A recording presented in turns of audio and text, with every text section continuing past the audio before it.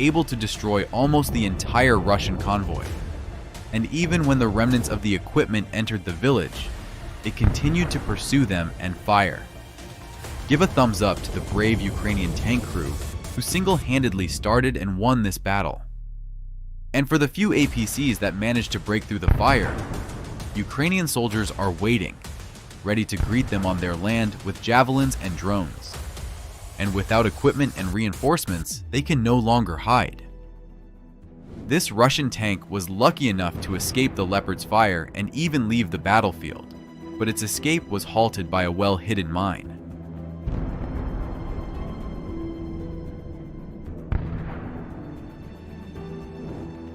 The Russians hoped to carry out this assault quickly, and it indeed ended quickly, but not in their favor. They started losing equipment even before reaching the settlement.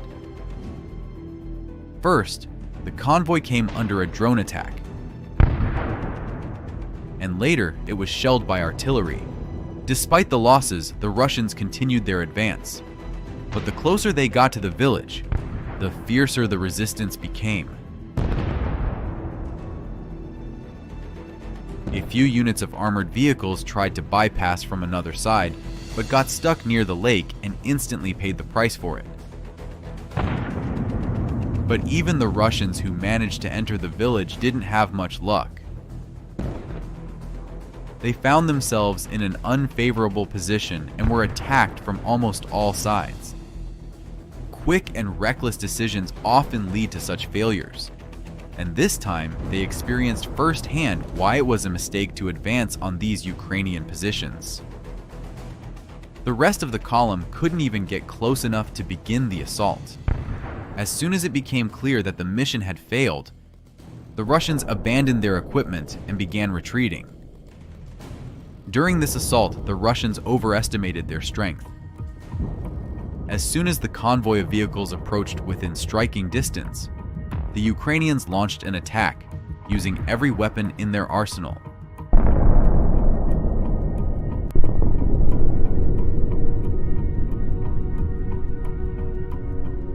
Operators of FPV drones and drone with explosives began a relentless hunt, giving the enemy no time to regroup or react.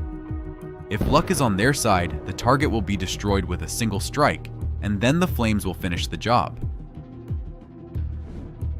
A tank can move quite fast, but a drone is faster. If it fails to hit the tank with explosives, there's a high chance an FPV drone will catch up with it. The tank operator begins rotating the turret, searching for the source of the strike, but the one responsible is well out of reach.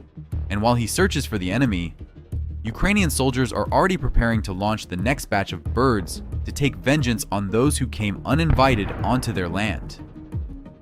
2 tanks have been destroyed, and the others are next in line.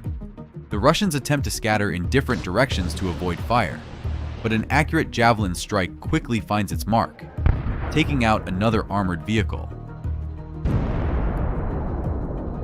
A few more enemy tanks try to return fire through the thick smoke, but they are immediately hit by a massive drone strike. At first, the Ukrainians suppressed the assault by dropping explosives one by one, and as soon as the right moment came, they struck with anti-tank missile systems.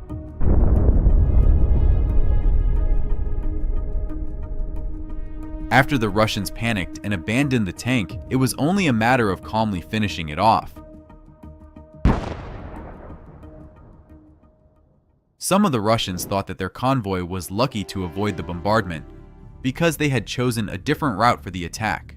However, their joy was short-lived. This APC ran straight into an anti-tank mine and immediately came to a halt, allowing the crew to abandon the damaged vehicle. Immediately after that, another APC fell into the same trap. A path that initially seemed safe turned out to be a hidden threat.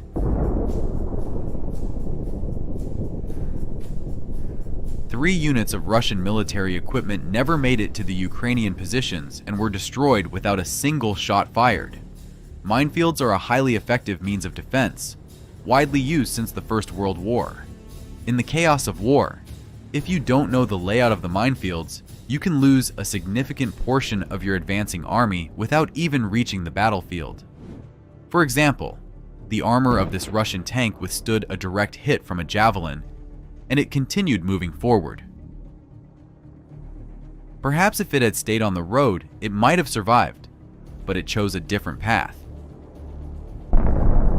The mine explosion disabled the tank, but the crew managed to escape and the Russians quickly fled, abandoning the vehicle on the battlefield. Mines are one of the most powerful means of destroying armored vehicles and tanks. Once the target can no longer move, it is relatively easy to finish it off using drones or other means of destruction. Military analysts estimate that during World War II, about 15 to 20% of tank losses on the Eastern Front were caused by mines. And in modern warfare, we increasingly see mines being combined with drones. What the first didn't destroy, the second will finish off. Perhaps this is exactly what happened to this tank. When it was spotted by the Ukrainian reconnaissance drone, it was already damaged and smoke was coming from it. But it didn't remain intact for long. Within a few minutes, it was destroyed by a cluster munition. Notice how high its turret was thrown into the air. Russian forces have been intensively attacking Ukrainian positions, with the Donetsk direction being the most dangerous. For every foot of territory, the Russian Federation is willing to sacrifice hundreds or even thousands of soldiers' lives and dozens of military vehicles. Due to sanctions, Russia cannot provide its army with a technological advantage, so it tries to compensate with sheer numbers. Ukrainians, on the other hand, have limited resources, so they counter the enemy with ingenuity and technology. But the enemy is also adapting and learning. Increasingly on the battlefield, we see various modifications of tanks and APCs with added protection against drones. Destroying such a mutant is much more challenging than a standard tank. For example, this modified T-72 is fully covered with additional shielding to the point that it can't even rotate its turret. This upgrade was intended as an impenetrable defense against aerial attacks, but in practice, most of these modified tanks are still destroyed by FPV drones. Now, however, Ukrainian drone operators have to choose their strike points more carefully. In addition, it now takes 2 or sometimes even more drones to take out a single tank. The first strike stops this multi-ton machine of destruction by damaging its tracks.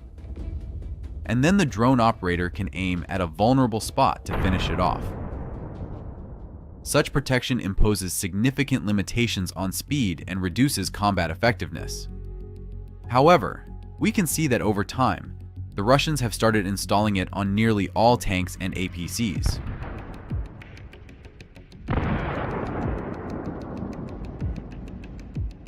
While in late 2022, these were makeshift reinforcements, by 2023, this type of armor began to be mass-produced and installed even at the factory level.